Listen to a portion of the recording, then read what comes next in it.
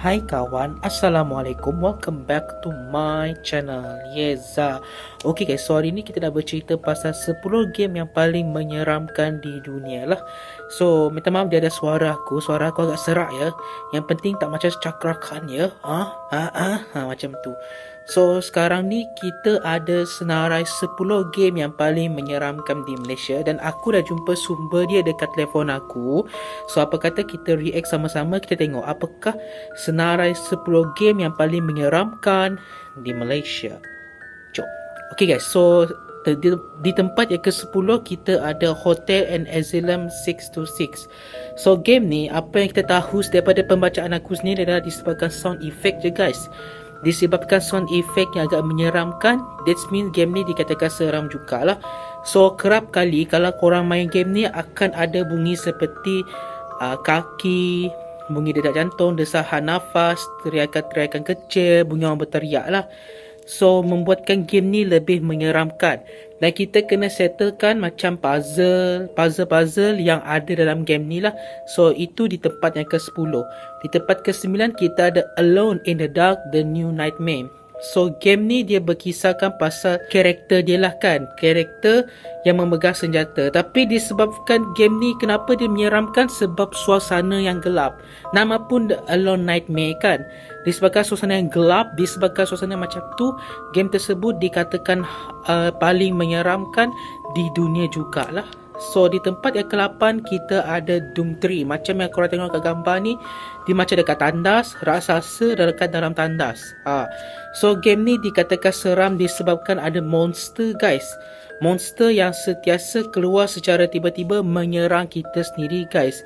Dan di selain itu, sama juga game tu dikatakan gelap. Maksudnya korang tak nampak langsung apa-apa benda yang ada dalam game tu lah. Dan disebabkan aku, game tu sebut merupakan game yang disenaraikan sebagai game yang paling terhoror jugalah sebenarnya. So di tempat ke-7 kita ada Clock Tower 3. Clock Tower 3 ni dikatakan seram disebabkan kita kena melarikan diri daripada raksasa guys. Maksudnya kita kena jaga panic meter, mencari tempat bersembunyi dan memecahkan puzzle. So kita kena mengelakkan diri kita daripada orang tersebut memecah masuk ke tempat tersebut lah. Kalau kira pecah masuk, maka game ni dikatakan kita telah kalah lah. Macam tu.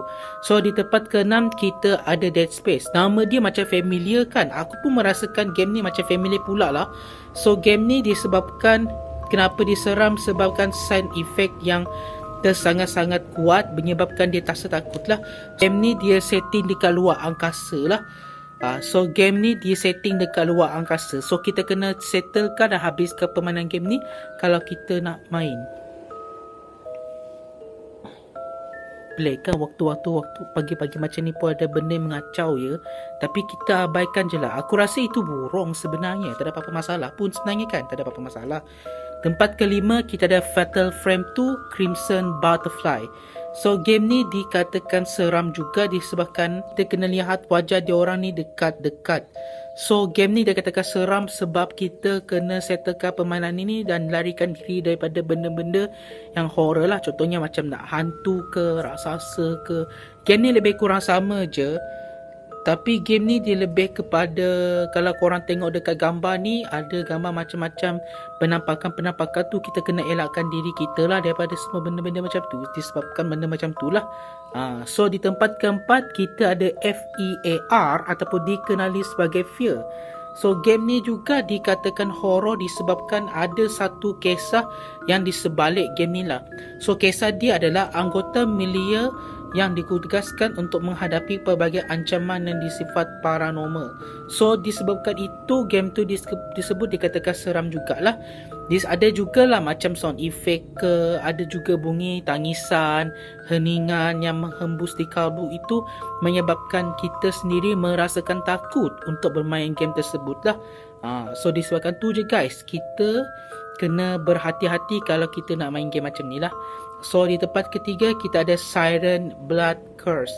So game ni dikatakan telah masuk di PlayStation 2 dan PlayStation 3. Ramai orang nak main game ni sebab game ni dia katakan famous jugalah. So game ni dia macam ni lah.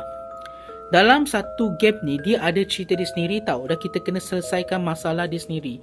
So game ni dia berceritakan tentang usaha bertahan hidup daripada para zombie. So zombie tu nama dia adalah Shibito.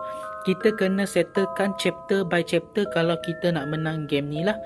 Dan kita kena larikan diri daripada zombie-zombie tersebut. So ditambah juga dengan setting yang gelap, menambahkan lagi keseraman kalau kita nak bermain game ni lah. So kalau korang nak try main ni, korang boleh try lah kalau dia still ada lah game macam ni.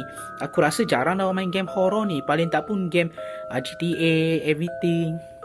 Apalagi game famous, game anime macam tu kan. So game-game macam ni aku rasa kebaikan orang akan main. Game seram ni jarang lah orang nak main. So di tempat kedua kita ada Amnesia The Dark Descent. So game ni pun dikatakan seram sebab setting yang gelap. Korang boleh tengok dekat gambar ni, memang gelap gila. Dirilis pada tahun 2010. So game ni adalah kita kena berusaha melawan sang musuh dan juga kita kena bersembunyi. Ada juga dikatakan game ni merupakan game yang sangat gelap di punya setting dia. Ada juga suara-suara yang tangisan, yang misteri yang berlaku dalam game ni, menambahkan lagi keseraman kalau kita nak bermain game ni lah. So di tempat yang pertama, the last one is kita ada Silent Hill guys. Kita ada Silent Hill. So game ni merupakan game yang seram sebabkan game ni dia macam ala-ala Resident Evil lah. So kalau korang tanya aku sendiri mengenai game Resident Evil ni, aku tak tahu sendirilah pasal game ni. Sebab aku bukan developer dan aku bukan yang membuat game ni lah ya. Aku bukan. So game ni dia melebih macam orang kata apa namanya, satu game tu